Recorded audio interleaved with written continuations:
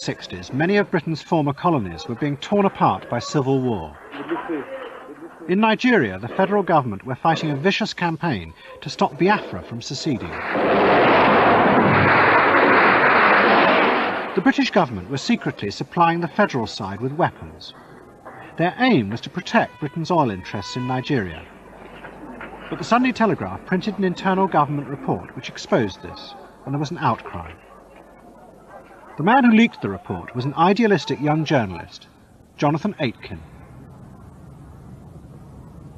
If you had known in advance how much trouble it would have caused, would you once again have passed on that report to the Sunday Telegraph?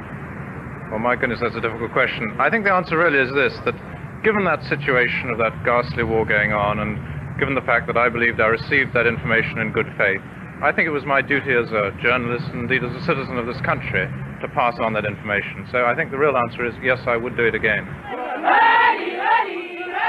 There were protests throughout Africa. Britain was seen as helping the Nigerian government to pursue a policy of genocide. The scandal also split opinion in Britain.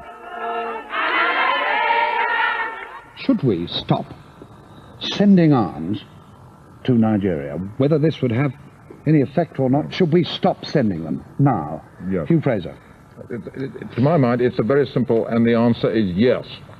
The alternative is, as proposed by people like Woodrow Wyatt, an MP in the Times today, is to keep up with the Russians. This is morally absolutely intolerable. It's politically inept.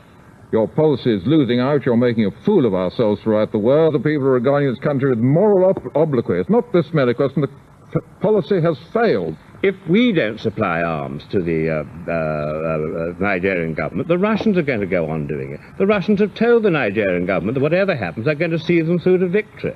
Well, is it wise that we should allow the whole of this vast area, with 52 million people in it, with more oil in it than Kuwait, to fall into the hands of the Russians? I mean, it's absolutely crazy. The federal government won, helped by the British arms. But the resulting scandal